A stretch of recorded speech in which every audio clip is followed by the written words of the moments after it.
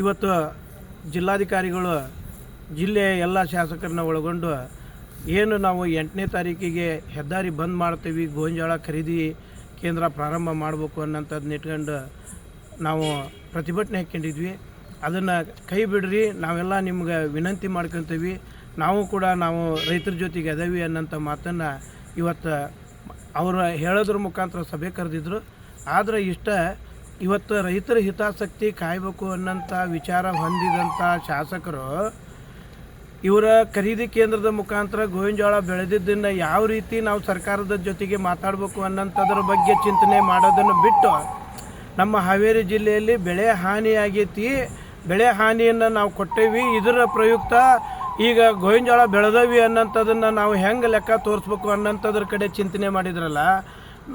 ಅದರ ಹಿಂದೆ ಹೋದ್ರೆ ಬೆಳೆ ಹಾನಿನ ಉದಾಹರಣೆಗೆ ಈಗ 2 ಎಕರೆ 3 ಎಕರೆ ಇದ್ದಂಥ ರೈತಂದೂ ಸಹಿತ ಅವನಿಗೆ 10 ಗುಂಟೆ 20 ಗುಂಟೆ ಬೆಳೆ ಹಾನಿಯನ್ನು ಇವರು ಹಾಕಿದಂಥ ವಿಚಾರ ಎಲ್ಲ ಪ್ರಚಾರ ಇದ್ದವಾಗೂ ಉಳಿದಿದ್ದ ಬೆಳೆ ಚೆನ್ನಾಗೈತಿ ಅಂತೇಳಿ ಕೃಷಿ ಇಲಾಖೆಯವರು ಮತ್ತು ಜಂಟಿ ಸರ್ವೆ ಮಾಡಿದಾಗ ಅದನ್ನು ಇಟ್ಟವಾಗ ಇವರು ಆ ಲೆಕ್ಕಾಚಾರನ ರೈತರ ಮುಂದೆ ಮಾತಾಡ್ತಾರೋ ಅಂತಂದರೆ ಇದು ಎಷ್ಟರ ಮಟ್ಟಿಗೆ ಸರಿ ಅನ್ನಿಸ್ತೈತಿ ಇಂಥ ಸಂದರ್ಭದಾಗ ಅನ್ನೋಂಥದ್ದನ್ನು ಈ ವಿಚಾರ ನಾವು ಮಾಡಬಹುದು ಅನ್ನೋಂಥದ್ದನ್ನು ಯಾವ ರೀತಿ ಇವರು ನಮಗೆ ಈ ರೈತರಿಗೆ ನೆರವಿಗೆ ಬರ್ತಾರೋ ಅನ್ನೋಂಥದ್ದನ್ನು ನಾವು ಅರ್ಥೈಸಬೇಕು ಅಂಥೇಳಿ. ಆದರೆ ಹೋರಾಟ ಮಾತ್ರ ಶತಸಿದ್ಧ.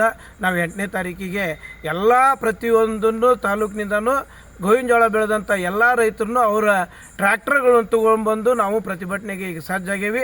ಸರ್ಕಾರ ಅಷ್ಟರೊಳಗನ ಏನು ಇವರು ನಾವು ಸರ್ಕಾರ ಜೋಡಿ ಮಾತಾಡ್ತೀವಿ ಅಂತಾರಲ್ಲ, ಮಾತಾಡಿ ಅದನ್ನು ಅಷ್ಟರೊಳಗನ ನಮ್ಗೆ 50 ಕ್ವಿಂಟಲ್ ಕೊಡ್ತಾರೋ 70 ಕ್ವಿಂಟಲ್ ಕೊಡ್ತಾರೋ, ನಾವಂತೂ 100 ಕ್ವಿಂಟಲ್ ಕೇಳೀವಿ, ಅದನ್ನು ಕೊಡೋಂಥ ವ್ಯವಸ್ಥೆ ಮಾಡಲಿ ಅನ್ನೋಂಥದ್ದನ್ನು ಈ ಮುಖಾಂತರ ತಿಳಿಸ್ತೇವೆ. ತಮ್ಮ ಹೆಸರು? ಮರಿಗೌಡ ಪಾಟೀಲ್, ಹಾನಗಲ್ ತಾಲೂಕಾ ರೈತ ಸಂಘದ ಅಧ್ಯಕ್ಷರು.